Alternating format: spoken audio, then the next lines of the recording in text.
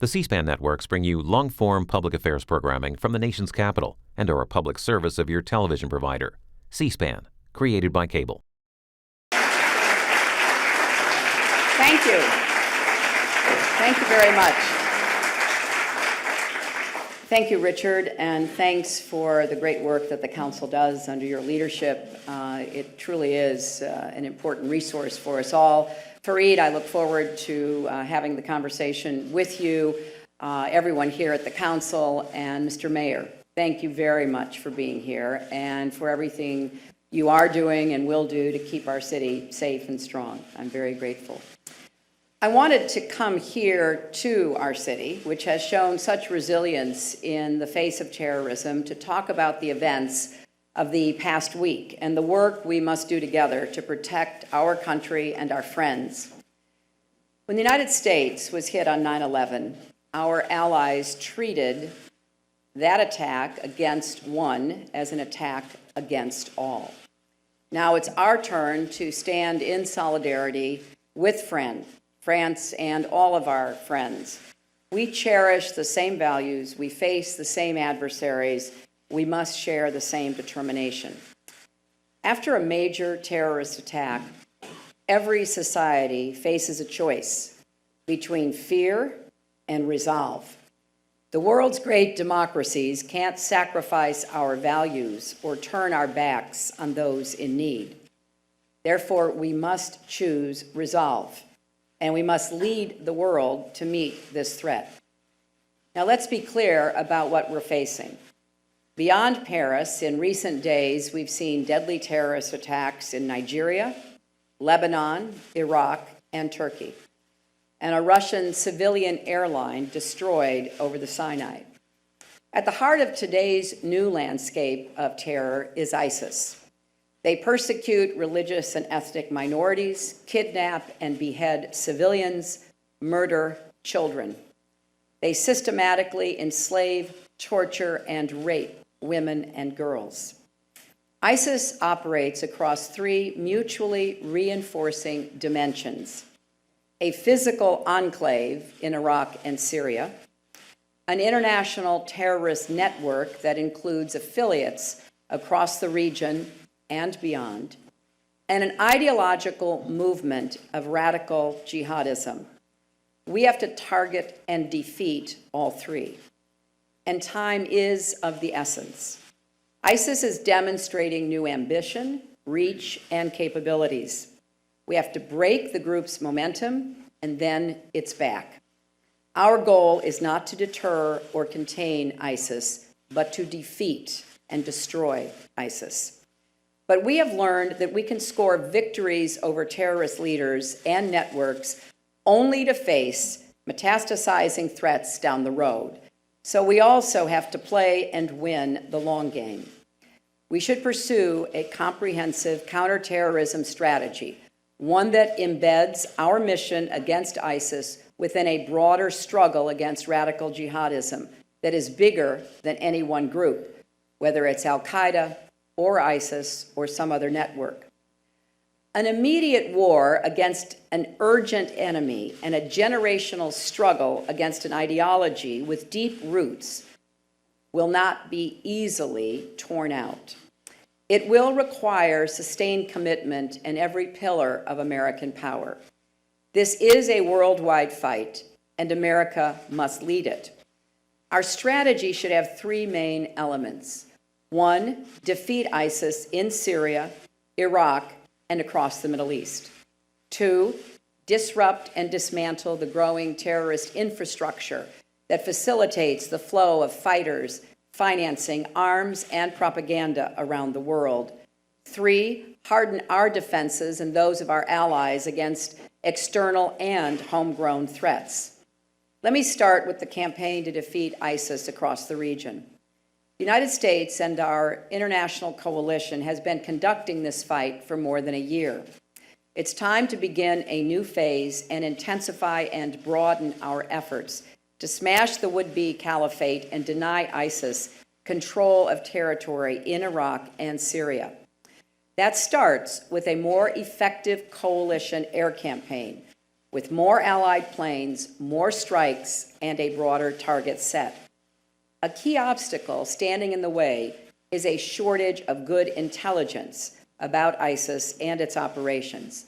So we need an immediate intelligence surge in the region, including technical assets, Arabic speakers with deep expertise in the Middle East, and even closer partnership with regional intelligence services.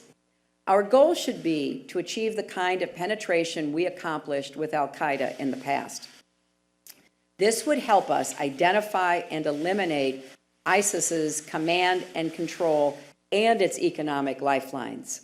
A more effective coalition air campaign is necessary, but not sufficient. And we should be honest about the fact that to be successful, airstrikes will have to be combined with ground forces actually taking back more territory from ISIS. Like President Obama, I do not believe that we should again have 100,000 American troops in combat in the Middle East. That is just not the smart move to make here. If we've learned anything from 15 years of war in Iraq and Afghanistan, it's that local people and nations have to secure their own communities. We can help them, and we should, but we cannot substitute for them. But we can and should support local and regional ground forces in carrying out this mission. Now, the obstacles to achieving this are significant. On the Iraqi side of the border, Kurdish forces have fought bravely to defend their own lands and to retake towns from ISIS. But the Iraqi National Army has struggled, and it's going to take more work to get it up to fighting shape.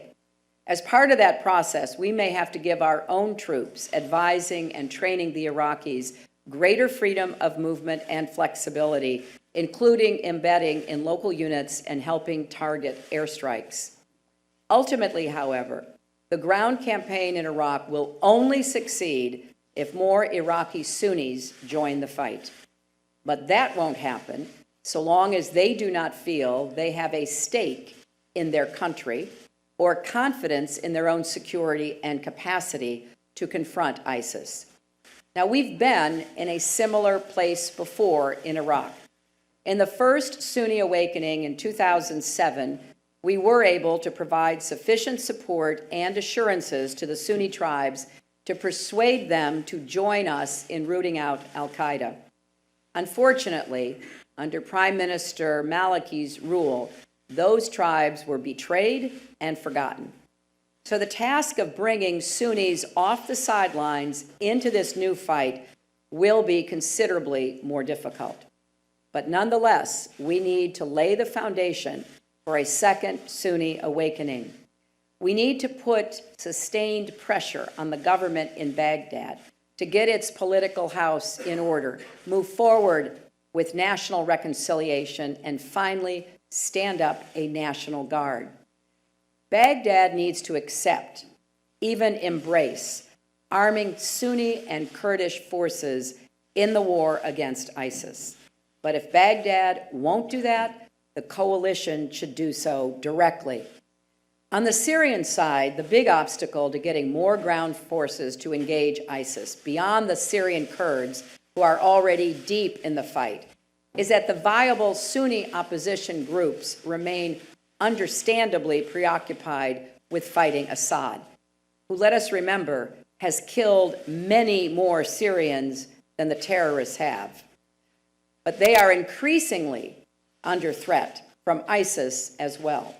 So we need to move simultaneously toward a political solution to the civil war that paves the way for a new government with new leadership, and to encourage more Syrians to take on ISIS as well. To support them, we should immediately deploy the Special Operations Force President Obama has already authorized, and be prepared to deploy more as more Syrians get into the fight. And we should retool and ramp up our efforts to support and equip viable Syrian opposition units. Our increased support should go hand in hand with increased support from our Arab and European partners, including special forces who can contribute to the fight on the ground.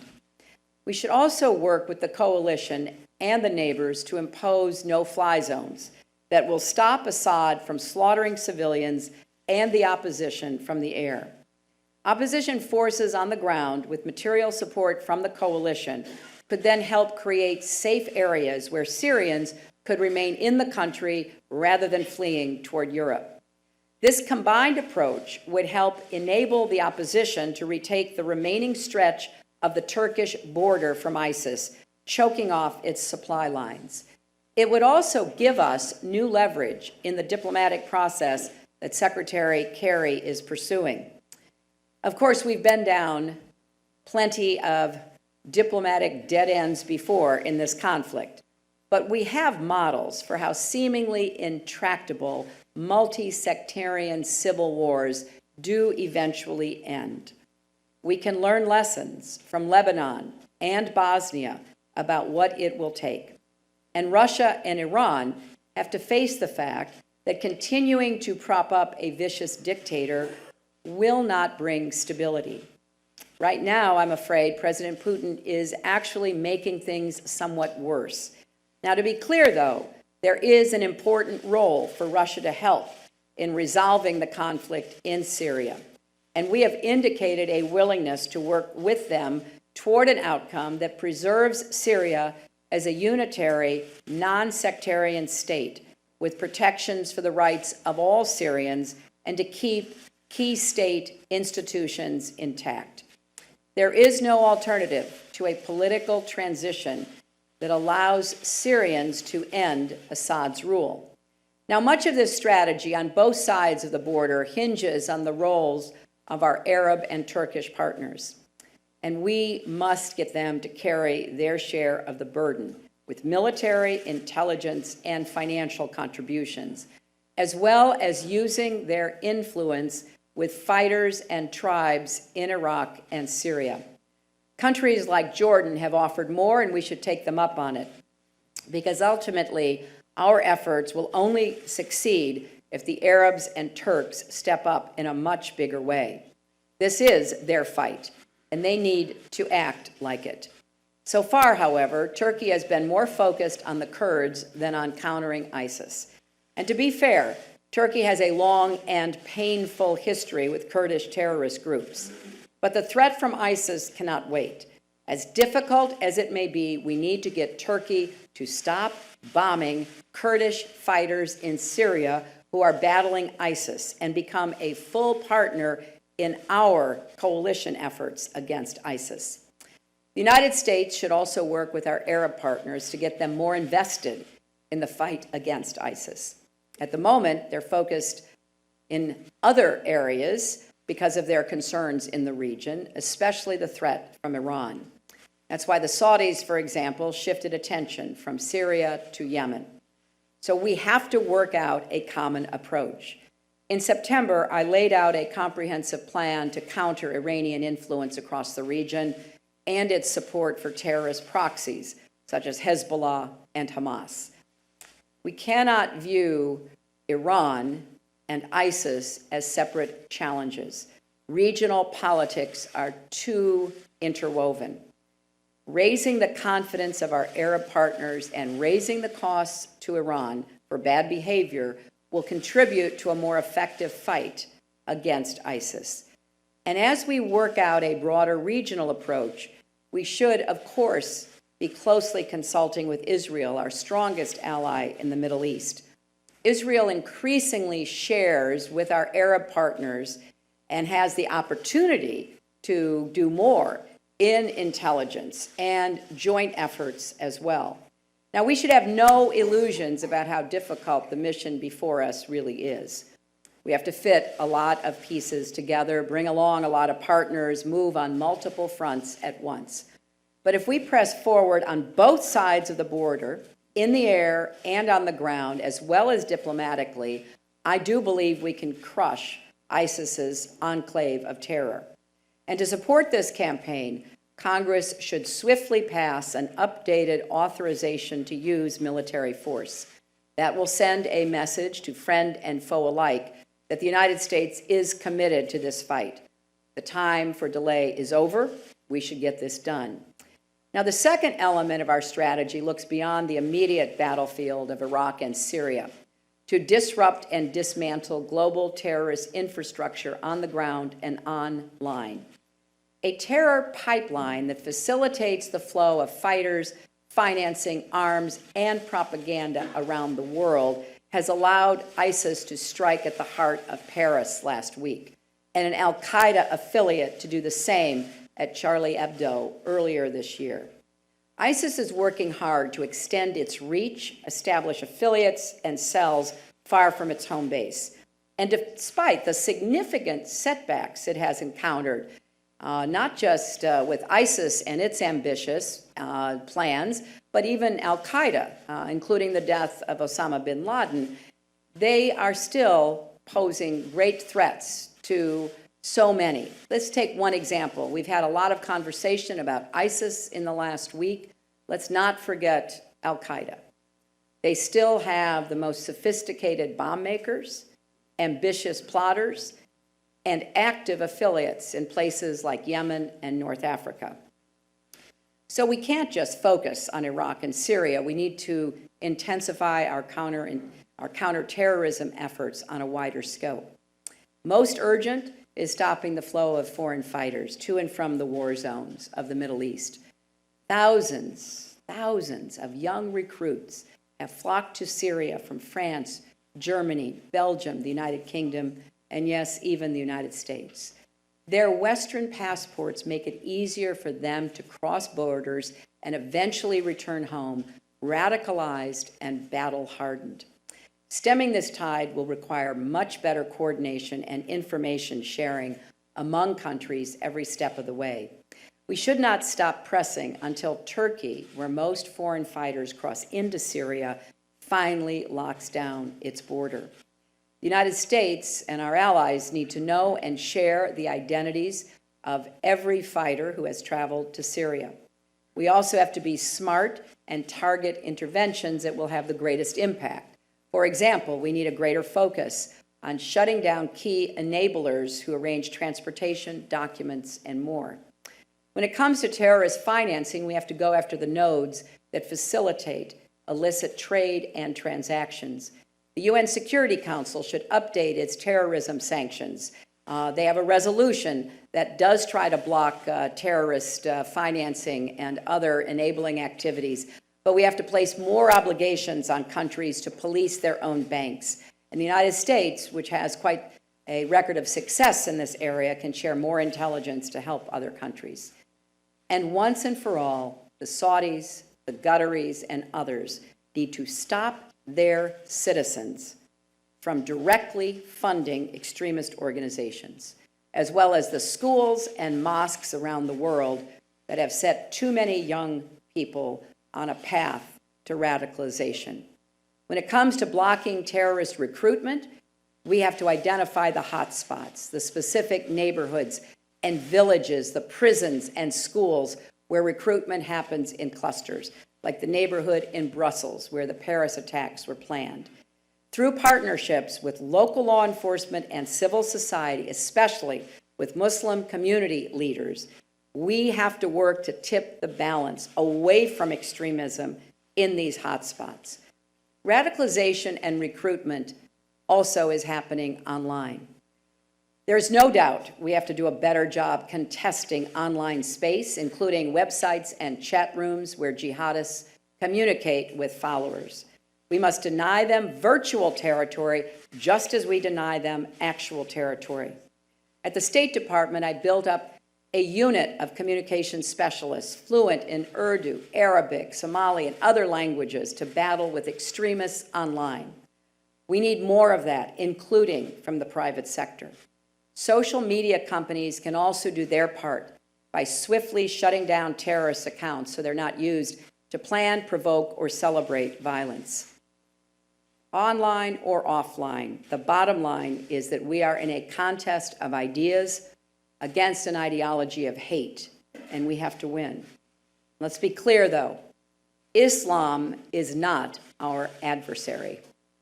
Muslims are peaceful and tolerant people and have nothing whatsoever to do with terrorism. The obsession in some quarters with a clash of civilization, or repeating the specific words radical Islamic terrorism, isn't just a distraction. It gives these criminals, these murderers, more standing than they deserve. It actually plays into their hands by alienating partners we need by our side. Our priority should be how to fight the enemy. In the end, it didn't matter what kind of terrorist we called bin Laden. It mattered that we killed bin Laden. But we still can't close our eyes to the fact that there is a distorted and dangerous stream of extremism within the Muslim world that continues to spread. Its adherents are relatively few in number, but capable of causing profound damage, most especially to their own communities, throughout an arc of instability that stretches from North and West Africa to Asia. Overlapping conflicts, collapsing state structures, widespread corruption, poverty, and repression have created openings for extremists to exploit. Before the Arab Spring, I warned that the region's foundations would sink into the sand without immediate reforms. Well, the need has only grown more urgent. We have to join with our partners to do the patient, steady work of empowering moderates and marginalizing extremists, supporting democratic institutions and the rule of law, creating economic growth that supports stability, working to curb corruption, helping train effective and accountable law enforcement, intelligence, and counterterrorism services. As we do this, we must be building up a global counterterrorism infrastructure that is more effective and adaptable than the terror networks we're trying to defeat. When I became Secretary of State, I was surprised to find that nearly a decade after 9/11, there was still no dedicated international vehicle to regularly convene key countries to deal with terrorist threats. So we created the Global Counterterrorism Forum, which now brings together nearly 30 countries, many from the Muslim world. It should be a clearinghouse for directing assistance to countries that need it, for mobilizing common action against threats. And let's not lose sight of the global cooperation needed to lock down loose nuclear material and chemical and biological weapons and keep them out of the hands of terrorists.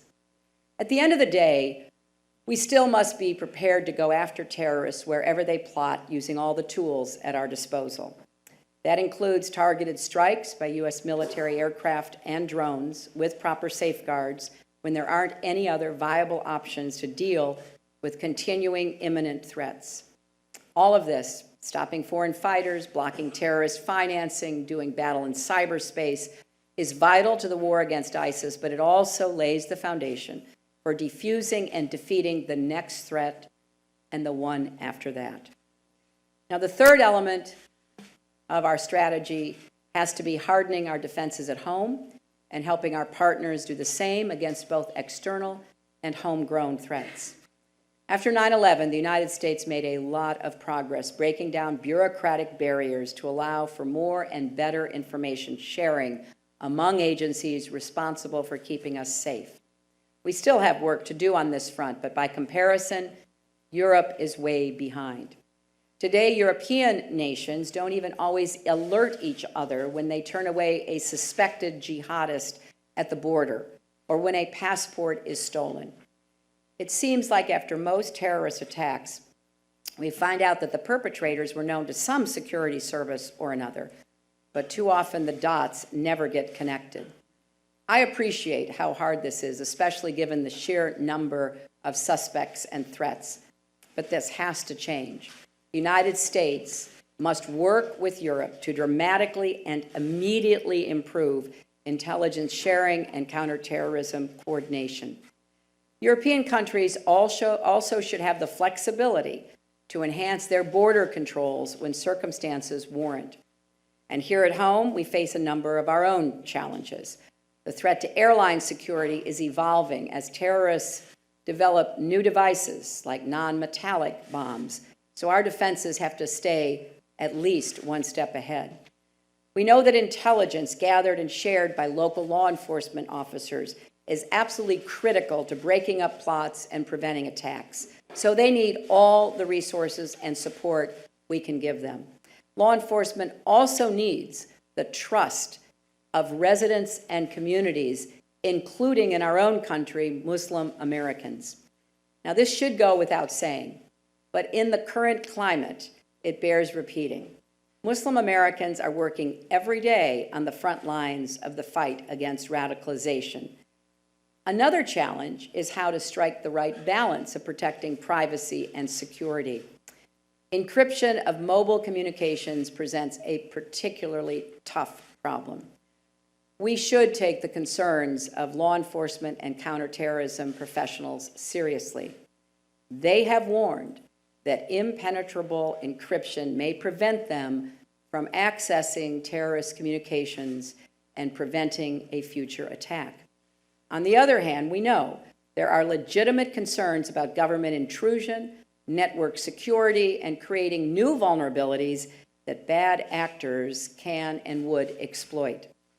So we need Silicon Valley not to view government as its adversary. We need to challenge our best minds in the private sector to work with our best minds in the public sector to develop solutions that will both keep us safe and protect our privacy. Now is the time to solve this problem, not after the next attack. Since Paris, no Homeland Security challenge is being more hotly debated than how to handle Syrian refugees seeking safety in the United States. Our highest priority, of course, must always be protecting the American people. So yes, we do need to be vigilant in screening and vetting any refugees from Syria, guided by the best judgment of our security professionals in close coordination with our allies and partners. And Congress needs to make sure the necessary resources are provided for comprehensive background checks, drawing on the best intelligence we can get. And we should be taking a close look at the safeguards and the visa programs as well. But we cannot allow terrorists to intimidate us into abandoning our values and our humanitarian obligations, turning away orphans, applying a religious test, discriminating against Muslims, slamming the door on every Syrian refugee. That is just not who we are. We are better than that. And remember, many of these refugees are fleeing the same terrorists who threaten us. It would be a cruel irony indeed if ISIS can force families from their homes and then also prevent them from ever finding new ones. We should be doing more to ease this humanitarian crisis, not less. We should lead the international community in organizing a donor conference and supporting countries like Jordan, who are sheltering the majority of refugees fleeing Syria. And we can get this right. America's open, free, tolerant society is described by some as a vulnerability in the struggle against terrorism, but I actually believe it's one of our strengths. It reduces the appeal of radicalism and enhances the richness and resilience of our communities. This is not a time for scoring political points. When New York was attacked on 9/11, we had a Republican president, a Republican governor, and a Republican mayor, and I worked with all of them. We pulled together and put partisanship aside to rebuild our city and protect our country. This is a time for American leadership. No other country can rally the world to defeat ISIS and win the generational struggle against radical jihadism. Only the United States can mobilize common action on a global scale, and that's exactly what we need. The entire world must be part of this fight, but we must lead it. There's been a lot of talk lately about coalitions. Everyone seems to want one, but there's not nearly as much talk about what it actually takes to make a coalition work in the heat and pressure of an international crisis. I know how hard this is because we've done it before. To impose the toughest sanctions in history on Iran, to stop a dictator from slaughtering his people in Libya, To support a fledgling democracy in Afghanistan, we have to use every pillar of American power, military and diplomacy, development and economic and cultural influence, technology, and maybe most importantly, our values. That is smart power. We have to work with institutions and partners like NATO, the EU, the Arab League, and the UN. Strengthen our alliances and never get tired of old-fashioned shoe leather diplomacy. And if necessary, be prepared to act decisively on our own, just as we did to bring Osama bin Laden to justice. The United States and our allies must demonstrate that free people and free markets are still the hope of humanity. This past week, as I watched the tragic scenes from France, I kept thinking back to a young man the world met in January after the last attack in Paris. His name was Lassana, a Muslim immigrant from Mali who worked at a kosher market. He said the market had become a new home, and his colleagues and customers a second family. When the terrorists arrived and the gunfire began, Lassana risked his life to protect his Jewish customers. He moved quickly, hiding as many people as he could in the cold storage room, and then slipping out to help the police. I didn't know or care, he said, if they were Jews or Christians or Muslims. We're all in the same boat. What a rebuke to the extremists' hatred. The French government announced it would grant Lassana full citizenship. But when it mattered most, he proved he was a citizen already. That's the power of free people. That's what the jihadis will never understand and never defeat. And as we meet here today, let us resolve that we will go forward together, and we will do all we can to lead the world against this threat that threatens people everywhere. Thank you all.